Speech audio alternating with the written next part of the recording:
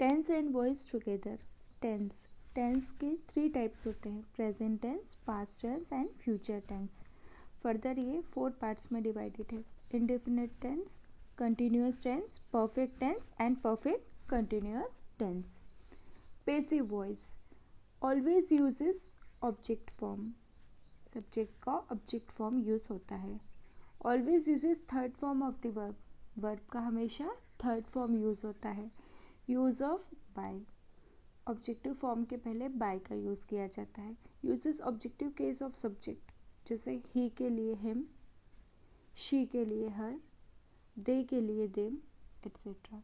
So by him, bye her, bye them, इनका use किया जाता है। वर्क्स विथ वर्ब्स, जनरली हमें कंफ्यूजन होता है, हम सुनते आए हैं main verb and helping verb, तो हम यही कंफ्यूज रहते हैं कि मेन वर्ब क्या होती है, हेल्पिंग वर्ब क्या होती है, किस में इस लगाए, किस में ये इस लगाए, क्या इज है मार है, ये मेन वर्ब है हेल्पिंग वर्ब है, तो हमेशा इसमें कंफ्यूजन होता है। तो सबसे स्टार्टिंग में ही हम इसे क्लियर कर लेते हैं, क्योंकि वर्ब्स की हेल्प से ही हम सेंटेंस फ्रेम करेंगे। Main verb sing, dance, play, ये होती है main verb. Singing, dancing, playing हम बोलते हैं ना, तो सिंग, डांस, प्ले ये मेन वर्ब है। Helping verb is, am, are, was, were etcetera, ये सब हेल्पिंग वर्ब्स हैं जो टेंस के अकॉर्डिंग चेंज होती रहती है। अब हम सबसे स्टार्टिंग में पढ़ते हैं present indefinite tense. Present indefinite tense, इसकी पहचान है इसके सेंटेंस के आखिरी में ता है, ती है, ते है आता है। जैसे फॉर एग्जाम्पल राम पुस्तक पढ़ता है। अब राम पुस्तक पढ़ता है ये सेंटेंस है, अब हमारे पास फॉर्मूला आता है उठ के, तो हम क्या करते हैं, उस फॉर्मूले को लर्न कर लेते हैं, मगअप कर लेते हैं, याद कर लेते हैं उसको, पर हमें यही नहीं पता चलता है कि सेंटेंस में क्या सब्जेक्ट है, क्या वर्ब है, क्या ऑब्जेक्ट है, क्या सब्जेक्ट फॉर्म, क्या ऑब्जेक्ट फॉर्म। तो कन्फ्यूज़न को स्टार्टिंग से ही हम हटाते चलते हैं ताकि हमें बाद में कहीं प्रॉब्लम नहीं आए। इसके पहले भी मैंने आपका एक कन्फ्यूज़न दूर करा कि क्या मेन वर्ब, क्या हेल्पिंग वर्ब। तो sing, dance, play main verb, is, am, are, was, were ये हेल्पिंग वर्ब। अब ये सेंटेंसेस में जो राम है वो सब्जेक्ट है, सब्जेक्ट कर्ता जो करने वाला होता है, कर्म। जैसे राम पुस्तक पढ़ता है, तो पुस्तक किसने पढ़ी, राम ने पढ़ी, तो पुस्तक पढ़ने वाला कौन है, राम है, तो वो हुआ सब्जेक्ट, उसे बोलते हैं कर्ता। पुस्तक ऑब्जेक्ट, कर्म, क्या पढ़ी उसने, क्या कर्म किया, पुस्तक पढ़ने का, तो पुस्तक कर्म ये ऑब्जेक्ट के फॉर्म में आएगा, और पढ़ना ये वर्ब होगी। जिसके आखिरी में ना आता है वो वर्ब होती है हमेशा। तो वर्ब क्या है इसमें, पढ़ना।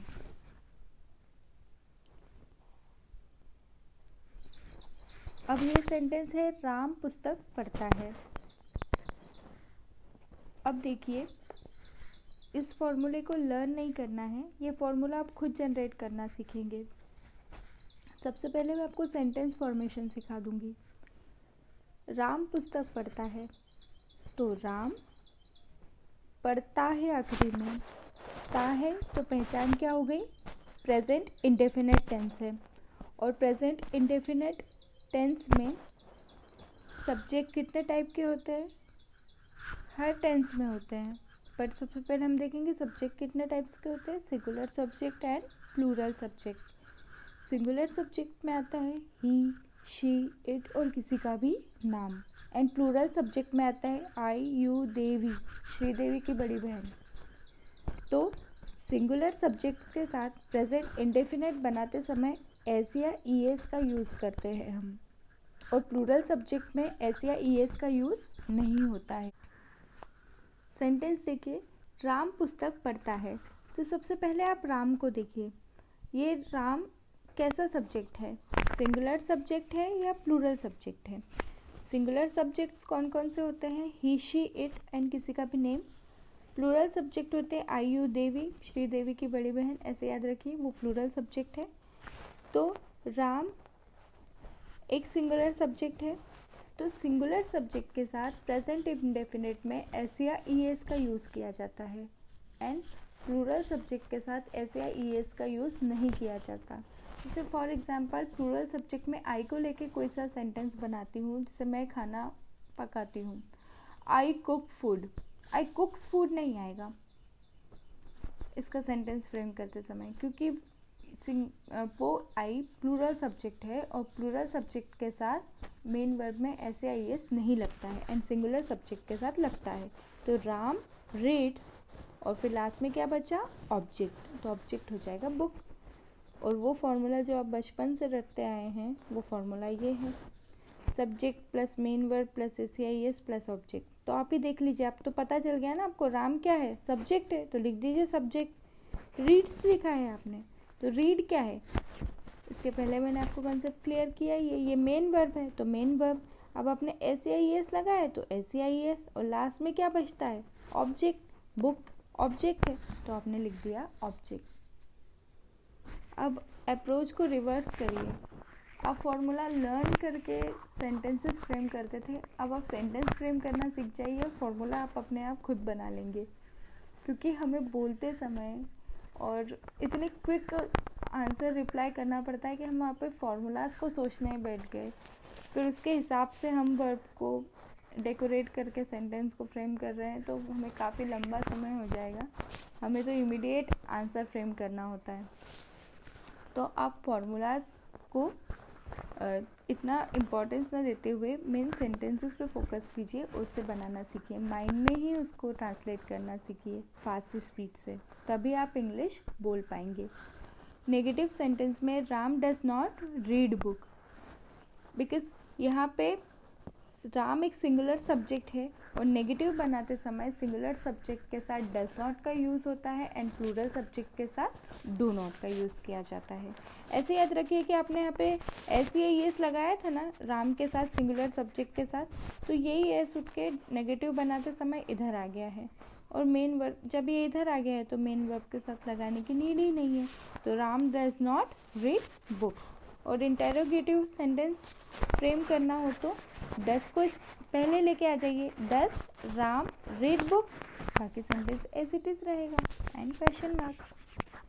तो ये आपका प्रेजेंट इंडेफिनिट टेंस हुआ। अब साथ में हम इसका वॉइस भी कवर करते हैं।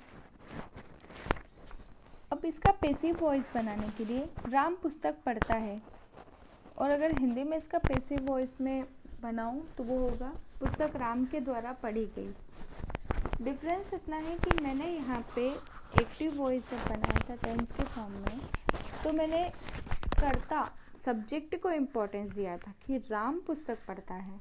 अब मैं जब पैसिव वॉइस बना रही हूँ तो मैं सेंटेंस, मेरा बोलने का वे चेंज हुआ तो इम्पोर्टेंस देने का वे भी चेंज हो गया।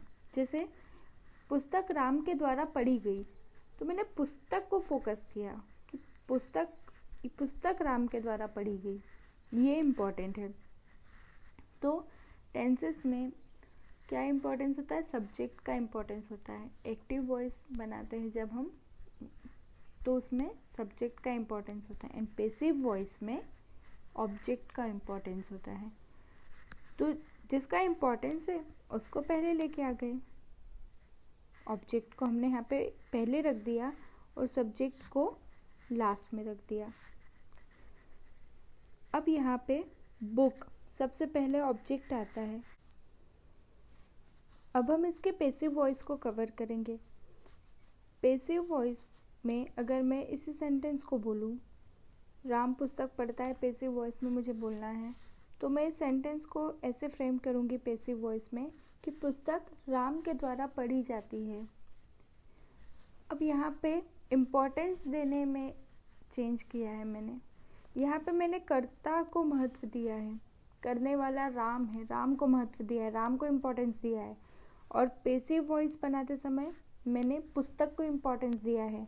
यहाँ पे है राम रीड्स बुक, यहाँ पे है पुस्तक राम के द्वारा पढ़ी जाती। तो यहाँ पे जो सेंटेंस हमारे पास बन के आएगा उसमें सबसे पहले बुक आएगा, बुक, फिर जो हेल्पिंग वर्ब रहेगी वो यहाँ पे है इज़, मीन्स हमें नेक्स्ट टेंस, प्रेजेंट इंडेफिनिट के बाद प्रेजेंट कंटिन्यूअस टेंस आता है तो हेल्पिंग वर्ब उसकी यूज़ करनी है। तो बुक इज़ और वर्ब का थर्ड फॉर्म, तो रीड, रेड, रीड ही होता है, तो रीड आएगा यहाँ पे। बुक इज़ रीड और बाय का यूज़ करते हैं उसके बाद बाय, और फिर आता है सब्जेक्ट जो कि है राम। तो book is read by Ram, जहाँ पर बुक हुआ ऑब्जेक्ट, इज़ हुआ हेल्पिंग वर्ब, रीड हुआ मेन वर्ब, बाय और फिर सब्जेक्ट बाय राम। तो इस तरीके से इसका पैसिव वॉइस हम फ्रेम करेंगे। आगे प्रेजेंट कंटिन्यूअस उसका पैसिव वॉइस हम नेक्स्ट वीडियो में कवर करेंगे। Don't forget to subscribe my channel and share your valuable comments with us. Thank you.